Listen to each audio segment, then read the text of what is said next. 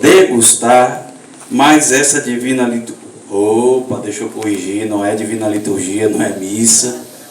Aliás, hoje, sexta-feira santa, não se dispensa nenhum dos sacramentos. Padre, se alguém morrer e precisar de missa de corpo presente, não faz. Faz as exéquias. Se precisar de missa de sétimo dia, não faz. Faz uma liturgia, lembrando, pedindo e orando pela pessoa, mas não faz a missa. Porque hoje o Senhor dos sacramentos está morto. Então não tem sacramento para o dia de hoje. É assim que ensina a igreja. No dia de hoje não se dispensa nenhum sacramento. Muito bem. Inclusive, para exemplificar de maneira prática, embora eles tenham desistido, eu fui convidado para fazer uma missa de corpo presente hoje lá no cemitério e perguntei, vem cá, vocês estão sabendo que hoje que amanhã é sexta-feira santa, né? Então, dia de amanhã não tem missa, é exéquia. Mas eles já tinham conseguido outro padre. Considerando que esse outro padre também vai seguir a liturgia, não haverá a missa e sim a celebração das exéquias. Mas eu quero começar pela primeira leitura, porque é o seguinte, como Lourdes disse, o evangelho é pesado, e é mesmo. Porque hoje é o dia mais feliz das nossas vidas. É um dia de grande alegria e júbilo, porém, essa alegria e júbilo não é uma alegria normal, a alegria das baladas, porque também hoje é um dia de profunda tristeza e pesar. Aí, padre, você está ficando doido, vem cá, você não fumou nada estragado, não? Olha o que o senhor acabou de dizer, é um dia de grande júbilo e alegria e felicidade, mas também o senhor acabou de dizer que é um dia de profundo pesar e tristeza. Sim, é um dia dessas duas coisas. Profundo pesar e tristeza porque o nosso Salvador morreu na cruz hoje. Pela estupidez humana, pela inveja dos nossos irmãos que eram corrompidos, os judeus daquela época, a sua grande maioria, fariseus, saduceus, zelotes, doutores da lei, escribas, toda essa turminha que ganhava muito dinheiro com a fé e a religião. Eles mataram Jesus porque viram em Jesus uma ameaça. E eu já tinha dito aqui outras vezes, vou repetir. Do ponto de vista religioso, Jesus morreu para nos dar salvação. Por que Jesus morreu? Para nos dar salvação. Do ponto de vista civil, Jesus morreu porque ele era um subversivo.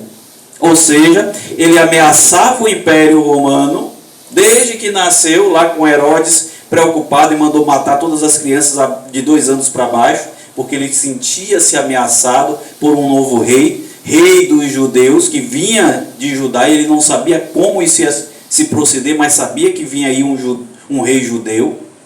E naquele tempo, sabendo de tudo que acontecera há 33 anos atrás, os fariseus, saduceus e os judeus daquela época, de um modo geral, aproveitando-se disso, manipularam a Herodes, que já estava perturbado. Por exemplo, o evangelho de hoje não conta que a sua esposa teve um sonho a respeito de Jesus e foi avisar ele, não mexa com esse homem, ele é inocente. E muitos querem argumentar para dizer que Jesus não existia, que Pilatos não era uma flor de formosura, não era um homem bonzinho. De fato, ele não era bonzinho, e ninguém aqui está dizendo que ele era santo, muito pelo contrário. Mas ele era responsável por manter a ordem ali em Jerusalém, sobretudo naquele dia, que eram os dias da Páscoa. O Império Romano, inclusive, reforçava a segurança ali na cidade de Jerusalém, justamente porque muitos estavam ali para a adoração de seu Deus, e para você ter uma revolta e um tumulto, era um passo, era daqui para ali. Ou seja, a oportunidade de alguém que é revoltoso contra o Império Romano, de se rebelar e fazer alguma coisa, qual é o melhor momento para fazer isso? Quando você tem muita gente para proteger o tumulto, inclusive. Então, o Império Romano tinha medo da Páscoa. Permitia, tolerava, mas tinha medo da festa da Páscoa, porque sabia que podia acontecer alguma coisa. Então Herodes estava com medo. Perdão, Herodes não. Pilatos estava com medo. Ele já entrou nesse julgamento com medo. Acaso vou condenar o rei dos judeus? Vou matar o rei de vocês? Tenta ele fazer, inclusive, uma barganha. Tenta mostrar que ele, de fato, se é rei, se é importante para vocês, eu não posso matá-lo. E os judeus, da boca para fora, vão dizer que não tem outro rei senão César. Outro motivo que vão dizer, não, mas está vendo aí, essa palavra, essa frase jamais seria pronunciada da boca de um judeu. De fato, o judeu não gosta do Império Romano.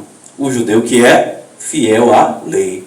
Nós não estamos falando com judeus fiéis à lei, nós estamos falando de judeus corrompidos, que inclusive estavam dispostos a matar uma mulher inocente para poder fazer o quê? Pegar Jesus numa palavra errada. Percebam, aqueles homens corruptos estavam dispostos a matar uma mulher inocente para apenas exclusivamente pegar Jesus numa palavra em falso. Qual foi a palavra?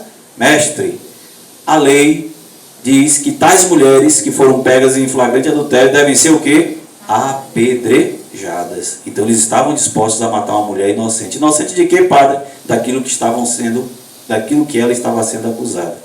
Ela não foi pega em flagrante adultério. A prova de que ela não foi pega em flagrante adultério está justamente na reação deles depois que Jesus diz: aquele que não tem pecado, atire a primeira pedra. E o texto sagrado diz que do mais velho ao mais novo foram largando as pedras e saindo. Então eles sabiam que eles tinham montado aquilo ali, que ela não foi pega em flagrante adultério. Mas muito bem, veja a descrição de Jesus na cruz. Inclusive outro dia eu brinquei que um padre tinha dito que Jesus era feio, era horroroso. O aspecto físico de Jesus, ele era um rapaz feio, né? Que não, as pessoas não gostariam de ver, olhar para Jesus era algo repugnante. Eu, como? Estranhei, deixei ele terminar de falar a doideira, né? Ou seja, na visão dele, Jesus não era um moreno alto, bonito e sensual. Jesus era perfeito, era o Filho de Deus. E tudo que é perfeito é bonito. Por exemplo, você olha para uma esfera é perfeita. Você vai apreciar a beleza daquela esfera porque ela é perfeita. E nem tudo que é perfeito necessariamente é feio. Existem coisas que não têm essa perfeição, essa simetria, mas é tão bonito quanto as coisas que são perfeitas. Mas eu escutando a justificativa dele, aí ele vem falar exatamente desse texto. Olha o que ele citou para dizer que Jesus era feio. Ei-lo, o meu servo, será bem sucedido em tudo, em sua ascensão será o mais alto, será bem sucedido. Sua ascensão será o mais alto grau. Ponto. Assim como muitos ficaram pasmados ao vê-lo, tão desfigurado ele estava. Ele só se esqueceu desse detalhe quando ele citou esse texto. Porque tão desfigurado estava. Estava significa dizer que foi por um breve momento de tempo. Que não parecia ser um homem ou ter aspecto humano. Então Jesus estava desta maneira onde? Na cruz. Quando ele começou a carregar a cruz, ele já estava desfigurado porque ele apanhou muito. E aí eu recorro de novo ao filme de Mel Gibson, que foi ali bem próximo do que aconteceu, todo ensanguentado. Do mesmo modo que espalhara a sua fama entre os povos, diante dele os reis se manterão em silêncio, vendo algo que nunca lhe foi narrado e conhecendo coisas que jamais ouviram. Então o horror da cruz, da caminhada de Jesus na Via Sacra, diz para todo mundo de coisas que não vão se repetir. Nenhum outro ser humano vai ser covardemente maltratado e torturado como Jesus foi para a finalidade que ele foi maltratado. Quem de nós deu crédito ao que ouvimos?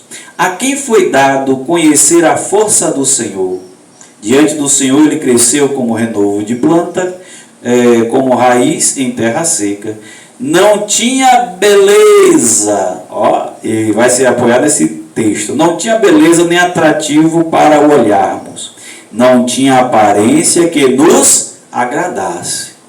Mas essa narrativa a respeito de Jesus não se refere a Jesus antes da cruz, se refere a Jesus na cruz, ali na Via Crucis, ou seja, tão maltratado que foi Jesus, que realmente ele parecia um lixo humano, fisicamente falando. O aspecto físico de Jesus não era agradável, era desprezado como o último dos mortais, homem coberto de dores, cheio de sofrimentos. Passando por ele, tapávamos o rosto, tão desprezível era, não fazíamos caso dele.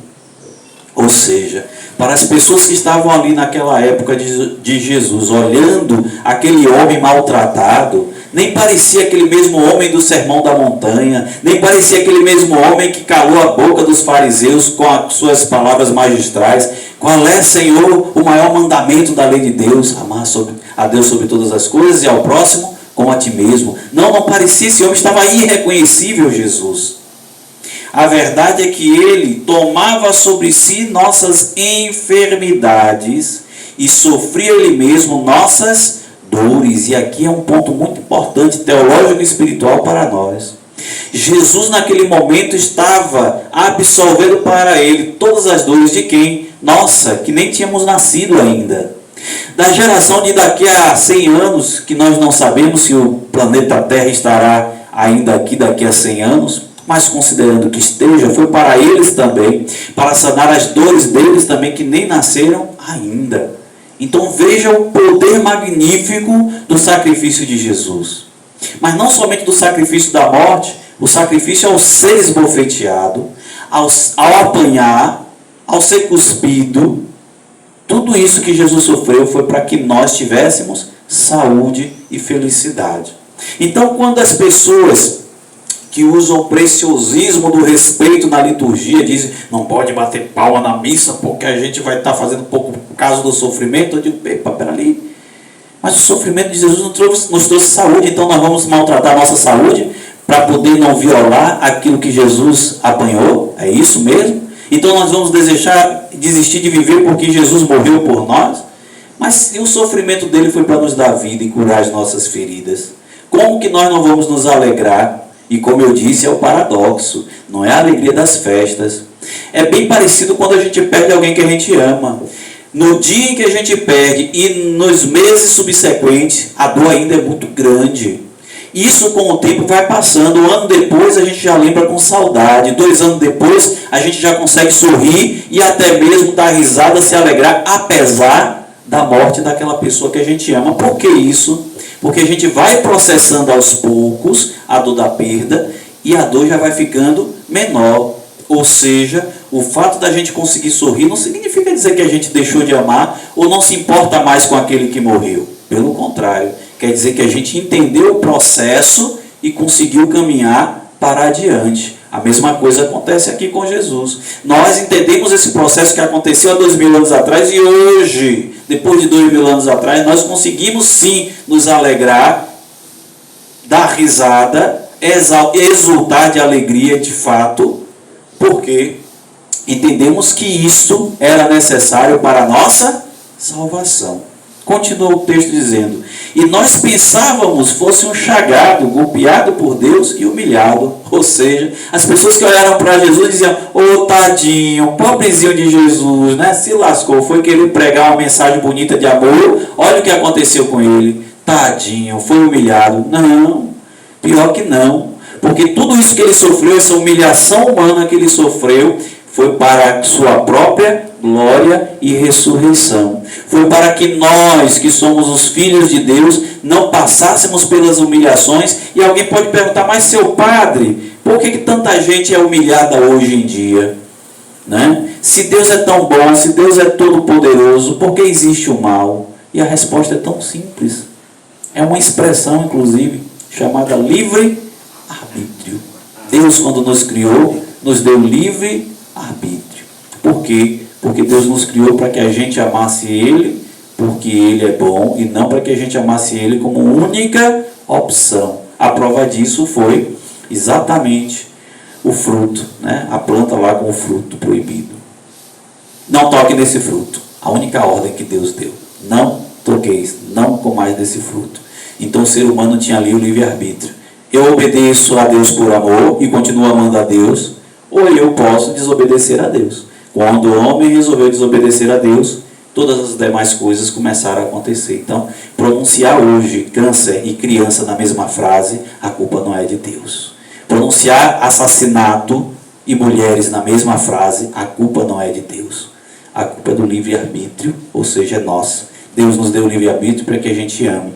Quanto mais nós amarmos, menos miséria acontecerá no mundo. Mas precisa que nós amemos. Eis como irão reconhecê-lo, liturgia de ontem, como discípulos meus, se olharem para vocês e perceberem o quanto vocês se amam. Mas ele foi ferido por causa de nossos pecados. Olha a motivação espiritual. Esmagado por causa dos nossos crimes. A punição a ele imposta era o preço da nossa paz. E olha que coisa maravilhosa. Qual é a primeira coisa que Jesus deseja aos seus discípulos depois de ressuscitado? A paz. A paz esteja convosco. Mas essa paz custou caro. Custou a perturbação de juízo de Jesus. Custou cusparadas, custou chicotadas, ser macerado. As suas feridas, o preço da nossa cura. Viu o que eu disse a vocês? Jesus foi ferido para que a gente não seja ferido. Então, se nós temos saúde perfeita, se nós temos alegria de viver, é por causa das dores e sofrimentos de Jesus, não é por outro motivo. São os sofrimentos de Jesus, que é uma coisa triste, que nos traz a nossa alegria de viver. Todos nós vagávamos como ovelhas desgarradas, cada qual seguindo o seu caminho. E o Senhor fez recair sobre ele o pecado de todos nós. Ou seja, nessa primeira leitura a gente pode perceber exatamente esse resumo do que era o sacrifício de Jesus. O evangelho que já é conhecido de nós, com tudo que ele sofreu, o julgamento injusto, ser acusado, ver os judeus pedirem algo que é absurdo para um judeu pedir. Nós não temos outro rei que não seja César. Isso é mentira. Eles disseram da boca para fora, porque assim como acusaram aquela mulher de ter sido pego em flagrante adultério, e era uma mentira, e essa mentira era apenas para pegar Jesus em alguma palavra errada, eles também disseram, mentindo, que não tinha outro rei senão César, para forçar Pilatos a matar Jesus. Então, a prova de que é verdade é exatamente essa. Aquele povo era corrompido. A leitura da carta aos Hebreus, e eu sempre recomendo, se você puder fazer todos os dias, ler um capítulo do livro de Hebreus, é o resumo da essência do que aconteceu entre a criação, o pecado, a queda do homem, a criação da religião por Deus. Deus cria a religião para poder resgatar o homem, os profetas e Jesus. E hoje a segunda leitura vai dizer que Jesus é esse sumo sacerdote, não como os antigos sacerdotes que ofereciam sacrifícios, mas pelo pecado ali pessoal, particular, por algo que eu fiz e eu reconheço, e vou recorrer ao sacerdote para que ele ore por mim e ele possa fazer o sacrifício por mim. Como era o sacrifício pleno? O cordeiro. O pecador impunha as mãos na cabeça do cordeiro, o sacerdote cortava o pescoço do cordeiro, tirava o sangue e colocava numa vasilha, aspergia o sangue sobre mim, que estou ofertando o cordeiro, aspergia o altar com o sangue daquele cordeiro, tirava as vísceras, o que não presta jogava fora. Uma parte eu tinha que consumir, a outra parte pertencia ao sacerdote. Essa era a liturgia. Mas Jesus vai inaugurar uma nova liturgia no dia de ontem. Um novo culto. Dentro da liturgia dos judeus, que era a liturgia da Páscoa, Jesus celebra a primeira missa. Então a missa foi celebrada dentro de uma liturgia. Depois os cristãos vão criar uma liturgia cristã própria. Ou seja, vão tirar a missa de dentro da liturgia dos judeus e vão colocar dentro de uma liturgia própria, que é a liturgia da missa, que a gente conhece hoje. Mas ela passou por muitas transformações. Mas uma coisa nunca mudou: ofertar, consagrar, comungar. No dia de hoje, é um misto de sentimentos. Nós lamentamos profundamente a morte do Senhor, mas nós espiritualmente nos alegramos porque a sua morte nos deu salvação.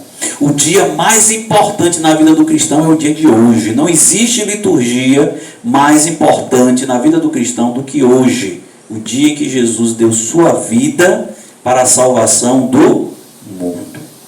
Mas, padre, e a Páscoa? E a ressurreição?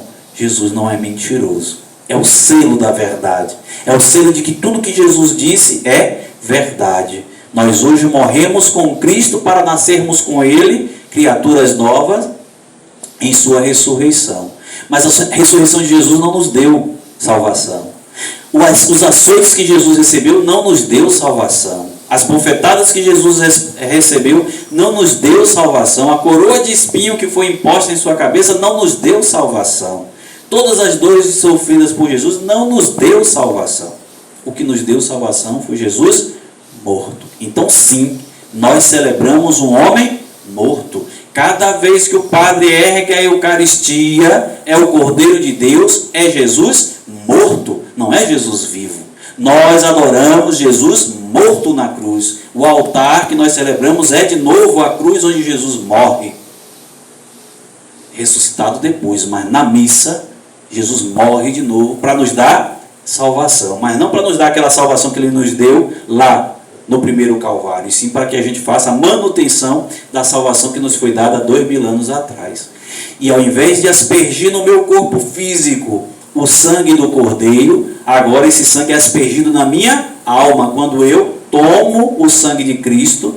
Por isso deve ser dada a Eucaristia nas duas espécies, corpo e sangue, não apenas na espécie de pão. Ah, padre, mas em cada gota do sangue de Jesus está lá presente Cristo inteiro, em corpo, alma e divindade. Sim, está. Ainda assim, se deve dar comunhão nas duas espécies. Em casos especiais, quando você vai a um hospital, quando alguém está entubado e não pode tomar nada sólido, você vai lá e goteja o sangue de Cristo para dar comunhão. Mas são casos especiais. Via de regra, são nas duas espécies, corpo e sangue. Por quê? Porque assim como nós vimos a narração da Páscoa judaica na quinta-feira santa, prepare o cordeiro no dia 10º, ou seja, o cordeiro ficava ali de maneira especial durante 4 dias, e no 14º dia vamos comer o cordeiro. Então é preciso comer a carne do cordeiro e é preciso ter aspergido no seu corpo o sangue do cordeiro. Na nova e eterna aliança é preciso comer a carne do cordeiro e beber o seu sangue, porque o Cordeiro de Deus é Jesus. Então Jesus morre hoje para nos dar salvação, para nos tirar da condição permanente de pecadores e nos elevar ao patamar de homens e mulheres salvos por Deus. Ou seja, a partir do dia de hoje, há 2000 anos atrás, toda a humanidade foi salva, sem exceção. Aqueles que morreram antes do tempo de Jesus, os que estavam vivos no tempo de Jesus, os que nasceriam 2024 anos depois, e os que vão ainda nascer, sabe lá Deus quanto tempo nós ainda temos nesse sistema físico, nessa existência. Nós não sabemos. O mundo pode acabar amanhã. Então, até o dia de amanhã, foi para salvar os que estarão vivos no dia de amanhã, que Jesus morreu no dia de hoje. Se o mundo ainda existir por mais 2000 anos, terá sido para salvar os humanos que estejam vivos daqui mais 2000 anos. Porque a salvação de Jesus é como o próprio Cristo, atemporal. Ele não conhece o limite do tempo, não está dentro do tempo cronológico. Então Jesus salvou quem morreu antes dele vir, salvou os que estavam ali e salvou a nós.